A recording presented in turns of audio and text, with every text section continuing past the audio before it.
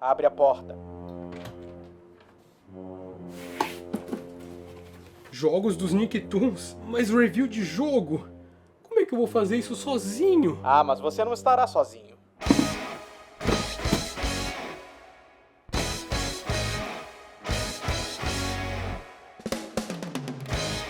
Eu não sei como fazer isso.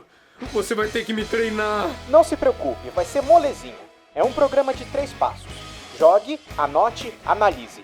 Ou, como eu gosto de chamar, já! É pra analisar agora? Não, essa foi a sigla do programa de 3 passos. E quando é que eu analiso? Você vai chegar lá. Primeiro, jogue.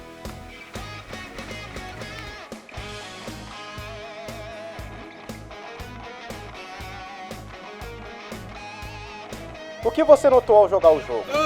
Era pra notar algo? É um jogo dos Nicktoons de corrida? Vai pra versão de computador do jogo. E aí, o que notou agora? Olha pro Bob Esponja. Não tá vendo como ele parece um psicopata hypadíssimo aqui? E o Patrick tá parecendo um patetão. Anota isso. Chegamos no passo de anotar? Anota agora. Este é o grande vencedor. Peraí, esse jogo tá dublado? E ele ganha um ano de deliciosos pastéis do Crave com essa massa crocante, fumegante de macias algas marinhas. Acho que o prêmio de narração do ano vai pra esse cara. Anote. Agora vá pro Nicktoons Unite. Não temos tempo a perder.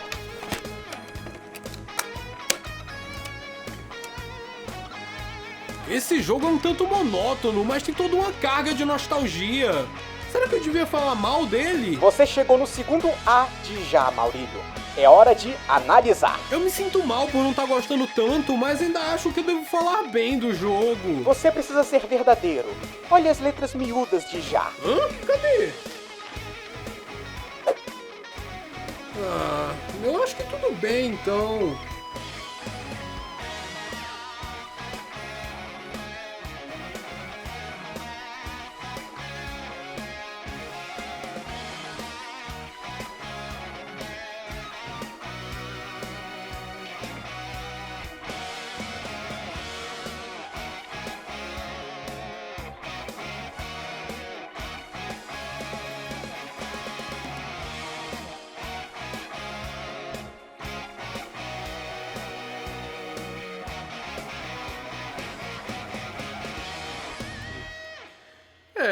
E esse foi Nickelodeon All-Star Brawl. Bacana. Perfeito. Agora pega as gameplays que você fez e começa a separar por... Peraí! Era pra eu estar gravando o jogo? Você não gravou nada do que fizemos nos últimos 3 anos de treinamento! Se passaram 3 anos?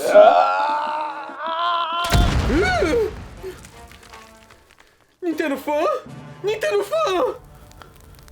Essa não, meu telefone! Isso não pode acabar assim, não é possível! Eu preciso finalizar essa análise, eu tenho que deixar o Nintendo Fan orgulhoso! Ele dedicou todo esse tempo pra me treinar e eu pisei na bola. Mas afinal, em que ano estamos? Que jogo recente dos Nicktoons eu poderia analisar? Nickelodeon Kart Racers 3 Slime Speedway? Nickelodeon All-Star Brawl 2? O primeiro já não era tão bom. Faraway land of magic and mystery, a great evil would emerge. However, a brave and wise and powerful and ridiculously handsome wizard would call upon his magic powers to summon the most ferocious, most awesome, most totally radical team of adventurers the land had ever seen. They alone would be able to...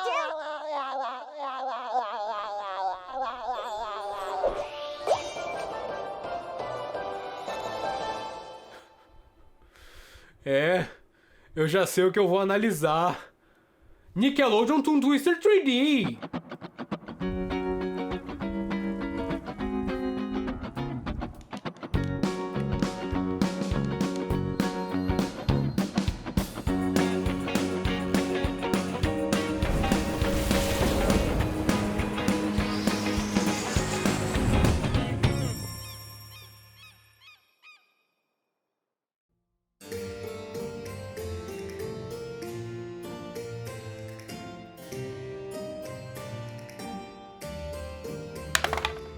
Droga, falha crítica de novo. Olá, povo da Terra e do Mar. Sim, hoje vamos falar um pouco sobre o jogo mais recente dos Nicktoons, lançado no final de setembro de 2025. Eu tinha falado no episódio 40 da Palavra de Netuno que Bob Esponja nunca teve um crossover oficial na televisão, mas nos jogos isso foi diferente. Afinal, o primeiríssimo jogo que Bob Esponja apareceu já foi um crossover, o jogo Nicktoons Racing, que veio antes mesmo de Legend of the Lost Spatula. Pra quem não sabe, os desenhos da Nickelodeon tiveram sua cota de crossovers nos videogames a partir do início dos anos 2000, desde jogos de basquete até softwares de edição e animação. Mas chegando em 2005, fomos apresentados ao jogo Nicktoons Unite, que logo viria a se tornar uma série de jogos crossover entre os desenhos da Nickelodeon. Os protagonistas de Nicktoons Unite foram Bob Esponja, Jimmy Neutron, Timmy Turner de Os Padrinhos Mágicos e o Danny Phantom.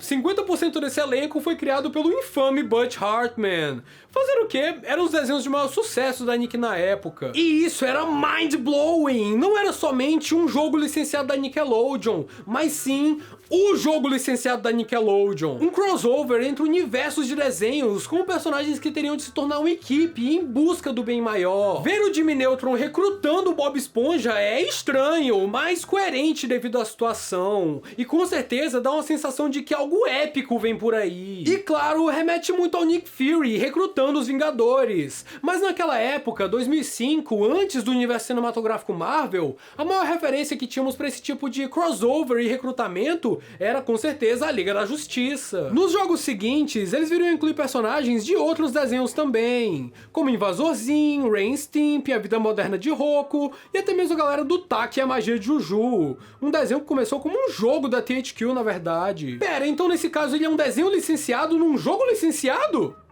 Uou! Mas depois de Globes of Doom, lançado em 2008, anos se passariam antes que pudéssemos jogar uma nova aventura dos Nicktoons Unidos? E isso sem considerar Nickelodeon Kart Racers ou Nickelodeon All-Star Brawl. Seria apenas no ano de 2025, 17 anos depois do lançamento de Globes of Doom, que teríamos uma nova jornada com esses personagens. Mas acontece que esse jogo mais recente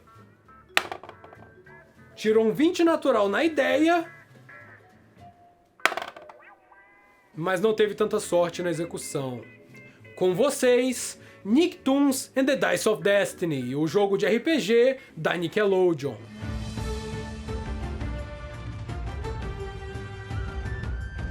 O game foi feito em colaboração entre o estúdio brasileiro Petit Fabrique, o estúdio Fairplay Labs e a distribuidora Game Mill Entertainment. Na época dos jogos originais dos Nicktoons, a THQ era a principal distribuidora de games da Nickelodeon. Isso até 2012, quando eles declararam falência e venderam o contrato de licença para Activision. A Activision até chegou a lançar alguns jogos da Nickelodeon até a licença expirar, como 2 jogos de Bob Esponja, alguns de Tartarugas Ninja, Lenda de Korra e até mesmo iCarly. Depois disso, a Nickelodeon fez parcerias com mais de uma publisher para lançar seus games, como a THQ Nordic, que não é a THQ original, e sim uma fusão nada convencional. Acontece que a Nordic Games comprou os ativos restantes da THQ, incluindo alguns jogos e a marca registrada. Dessa forma, eles puderam renascer o nome quase que como um legado e firmaram parceria com a Paramount Nickelodeon, trazendo de volta títulos como o remake de Battle for Bikini Bottom. Eles também lançaram mais recentemente os jogos de Bob Esponja The Cosmic Shake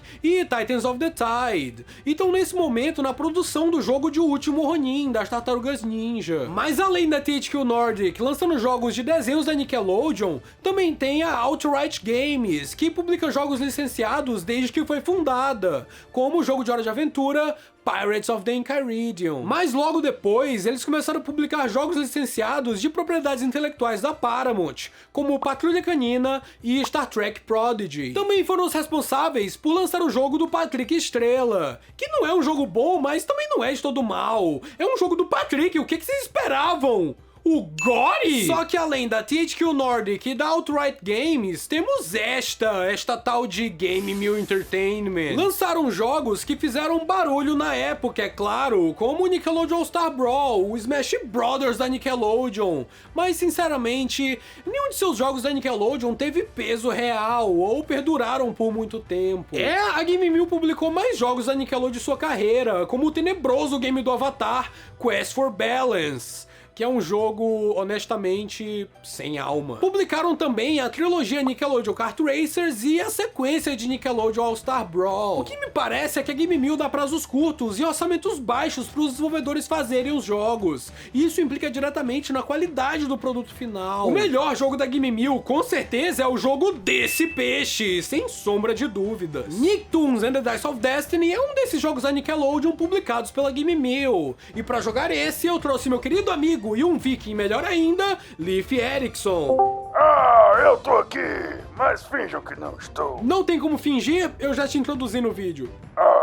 A história de Nicktoons and the Dice of Destiny é simples, mas pode ficar confusa em certos pontos. O que é certo é que o time Turner tá jogando um RPG de mesa e ele deseja pro Cosmo e pra Wanda que ele estivesse no jogo de verdade. Um barulho fora do quarto dele ocorre, mas isso não é importante, pelo menos não agora. Então algo no desejo dá errado e o time Cosmo e Wanda são sugados por um portal cósmico e vão parar em um mundo fantasioso. Lá eles são recebidos de forma um tanto rápida pelo Bob Esponja, Sandy, pela Katara de Avatar e pelo Leonardo de Tartarugas Ninja. Esse, por enquanto, é o time principal, levando em conta o trailer de revelação e a abertura do jogo. É um time um tanto incomum, considerando Nicktoons Unite e os jogos posteriores, mas talvez isso faça sentido mais pra frente. Durante o jogo, temos muitas linhas de diálogo, muitas delas com a voz dos personagens mesmo. O que é estranho é que o jogo, apesar de ter sido desenvolvido por um estúdio brasileiro,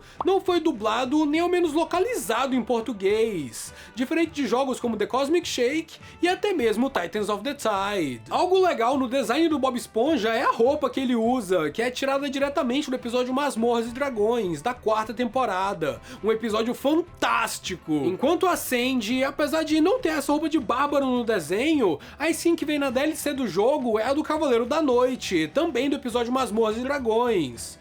Só que a skin de DLC do Bob Esponja é péssima. Ele parece um idiota! Uma coisa que eu não gostei no design foram os olhos dos personagens. A Sandy, por exemplo, tá perfeita, mas o Bob Esponja, Timmy Turner e tal, parecem que estão constantemente chorando. Apesar de lágrimas não saírem pela íris, mas sei lá, esse formato do olho deu um efeito estranho. Parece que os personagens estão sempre lacrimejando. Aparentemente, a ideia do jogo era ser um RPG de ação mais acessível, principalmente para crianças. Quem sabe servir de porta de entrada pro gênero. É algo legal, já que RPGs costumam oferecer diversas classes para você jogar. O que combina muito com o crossover desse escopo dos Nicktoons, em que temos personagens de diferentes mundos se unindo. Só que apesar de termos uma seleção legal de personagens, eu joguei somente com Bob Esponja e a Sandy, por motivos óbvios. O que dá pra notar é que alguns personagens têm ataques extremamente parecidos. O Bob Esponja e a Sandy, por exemplo, tem o mesmo rodopio mortal, que foi o ataque que eu mais usei no jogo. Pra mim, o jogo é um tanto ambíguo, sinceramente. Ele foi feito com a intenção de buscar aquela nostalgia dos anos 90 e 2000, com os personagens, mundos e tudo mais. Por essas e outras, nem vemos personagens realmente atuais da Nickelodeon, como vimos em Nickelodeon Kart Racers. Talvez algum possa vir a ser mostrado em DLCs futuras, mas no jogo base, temos os personagens da Nick dos anos 90 e 2000, o que é legal, traz essa nostalgia para as crianças da época que agora são adultos, e o jogo tinha o potencial para isso. Só que o game é extremamente fácil, você pode até escolher dificuldades mais altas em cada mundo, mas isso não muda muita coisa. Claramente Nicktoons and the Dice of Destiny não tá propondo uma experiência desafiadora. Eu deixei de explorar muitas funcionalidades do jogo, pois apesar de termos acesso a armas e equipamentos mais fortes conforme progredimos, eu não acho que somos incentivados a gastar tempo montando builds diferentes e tal,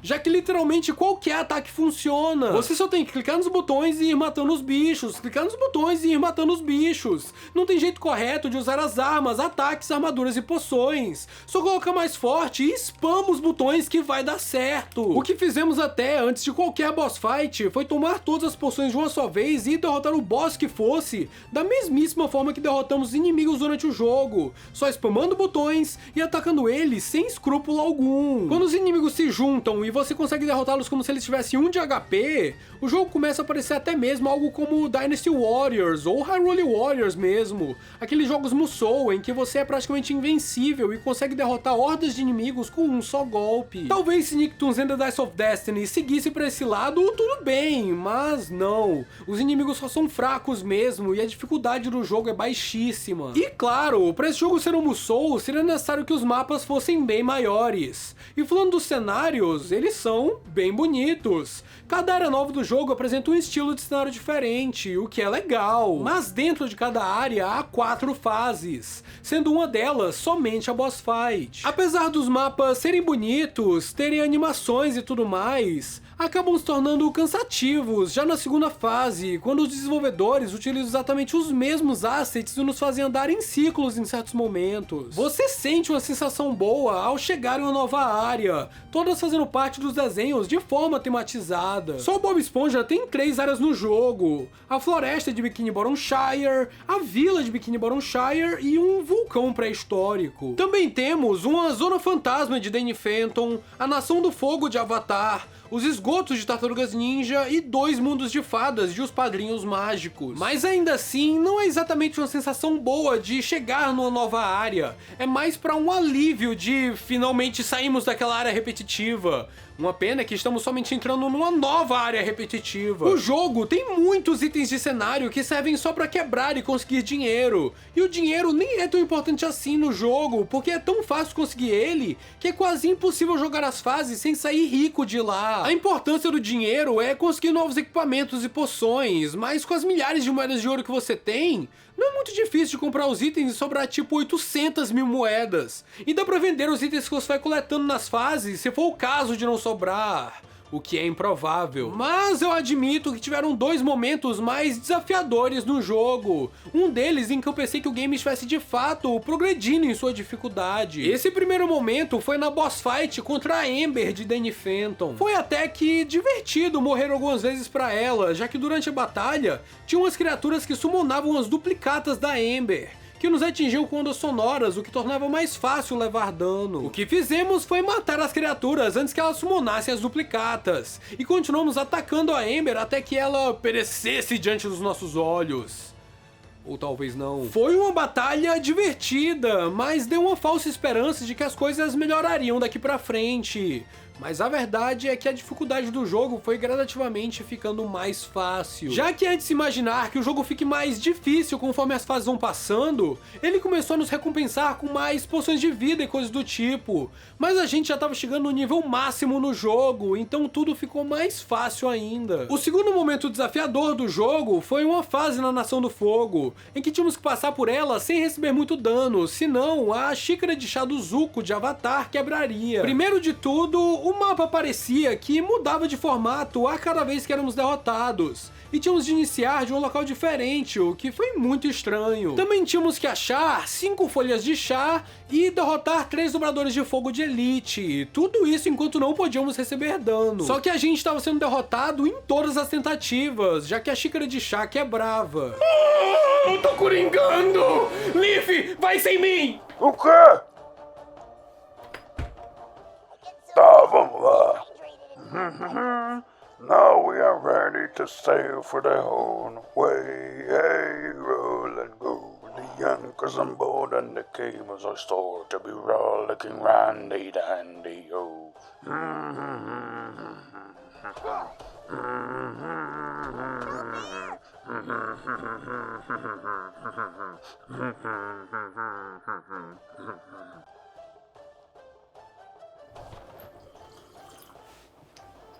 E aí, conseguiu passar? Oh, yeah! Pra isso que servem os amigos. Deixar de jogar essa parte sozinho foi estrategicamente melhor, já que reduziu pela metade as chances de receber dano. E não porque eu tava duvidando da minha capacidade e habilidade em jogar esse jogo.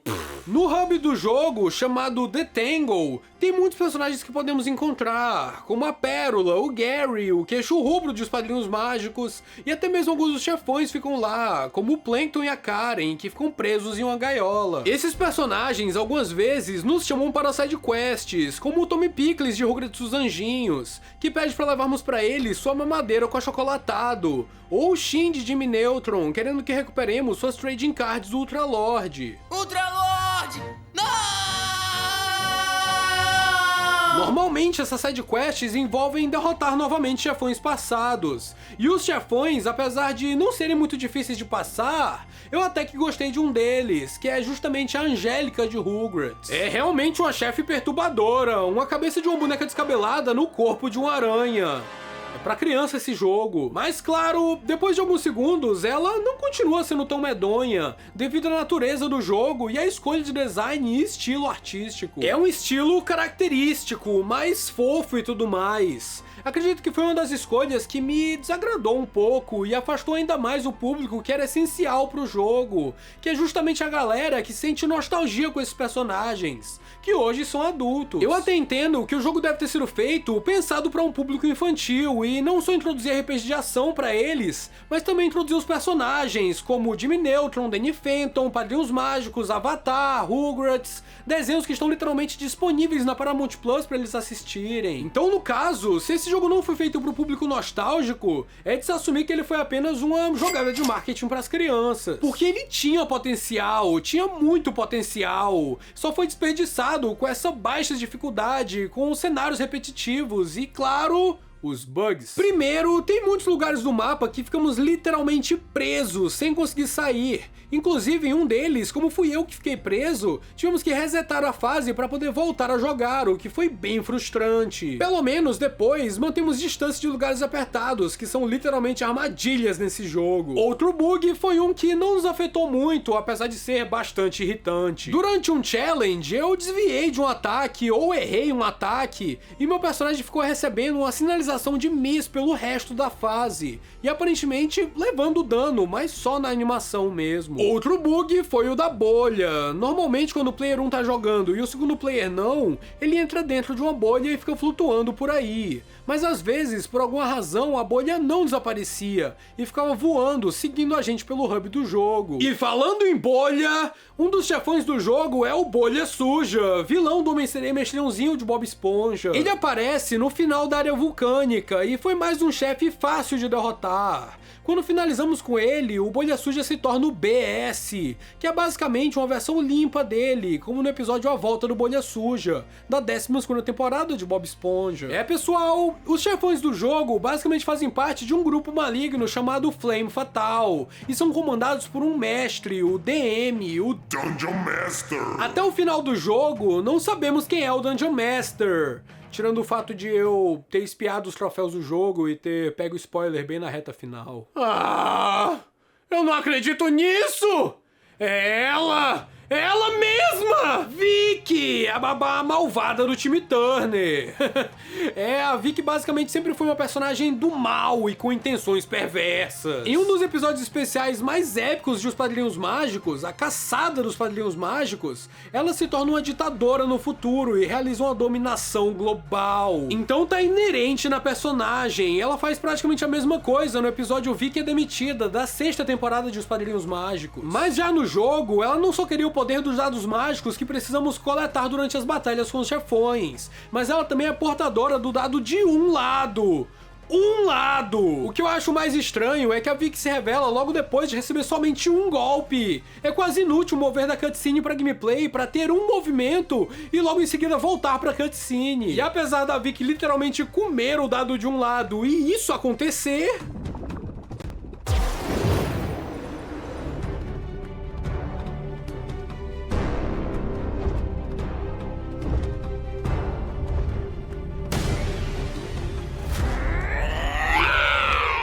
ela se torna um dragão. Eu me pergunto o que aconteceria se eu comesse esse D20 comum.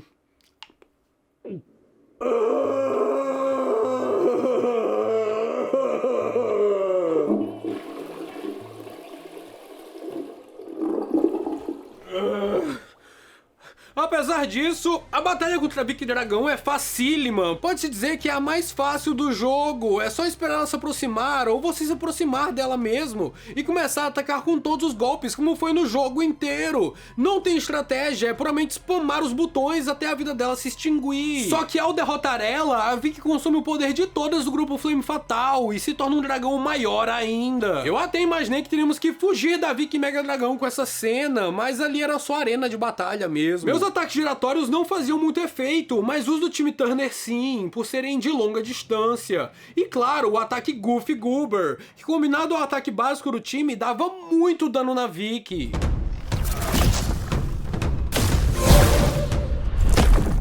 E assim, derrotamos a Vicky e finalizamos a quest principal do jogo. Estranhamente, o time sai de mãos dadas com a Vicky, como uma redenção da personagem, quando ela explica o que tinha acontecido antes, até dando pra entender que aquela pancada na porta no início do jogo era ela. Foi a redenção mais estranha de um vilão em qualquer mídia que eu já tenha visto. Foi absolutamente ridícula. E bem no final do jogo, o time Turner deseja que tudo volte ao normal e que todos esqueçam que viveram aquilo. O legal dessa cena é que especificamente o Jimmy Neutron, Danny Phantom, Bob Esponja e Timmy Turner conversam e indagam que parece que eles já se conheceram antes, mas talvez em uma dimensão paralela. E o time até fala... Well, I sure hope this isn't the last time we get to unite. Ah, ele disse! E então, eles voltam pra casa com o pedido do time, que por efeito dramático, mas contrariando o que ele disse há menos de 10 segundos... And that it doesn't ever happen again. É, nunca mais teremos jogos dos Nicktoons. Que tristeza. Foi o desejo do time, foi o desejo do time. Olha, apesar do fiasco que foi esse jogo, eu espero que essa não seja a última vez que eu veja um jogo novo dos Nicktoons. Eu queria mesmo era que a THQ Nordic ficasse encarregada desses games dos Nicktoons, porque eles sim dão valor às propriedades intelectuais e às licenças que tem nas mãos. Eu não gostaria que essa fosse a última vez de um jogo desse, apesar de no final eu não ter gostado tanto. Eu ainda acho que esse estilo de videogame tem muito potencial. Pra ser completamente honesto, jogos licenciados são meu tipo favorito de videogame. Eu amava The Simpsons Game, eu cheguei a platinar Adventure Time e Finn Jake Investigations. Eu sei que jogos de filmes e desenhos já tiveram seu auge, que as pessoas até já abusaram disso, e que caiu drasticamente a quantidade, o que é positivo até. Só que eu gostaria de poder jogar mais desses games de desenhos animados e sentir mais essa nostalgia, podendo controlar esses personagens em mundos que eu tenho muito apreço. Excepcionalmente, se o jogo que vier for bom, a THQ Nordic tem uma capacidade monstruosa de fazer games com a qualidade daqueles que nos prendiam quando crianças. Eu espero que eles recebam mais aval de fazer os games da Nick além de Bob Esponja. Ainda bem que eles estão fazendo The Last Ronin das Tartarugas Ninja. Pode significar que boas coisas nos aguardam no futuro. Yeah! Eu consegui! Eu fiz um review de jogo! E usei o programa de 3 passos do Nintendo Fan! Eu joguei, eu anotei, eu analisei e, claro, fui verdadeiro! É assim mesmo que eu me sinto quando eu jogo Nicktoons and the Dice of Destiny! Se eu ao menos pudesse fazer um desejo igual ao Timmy Turner. Se eu ao menos... Uou!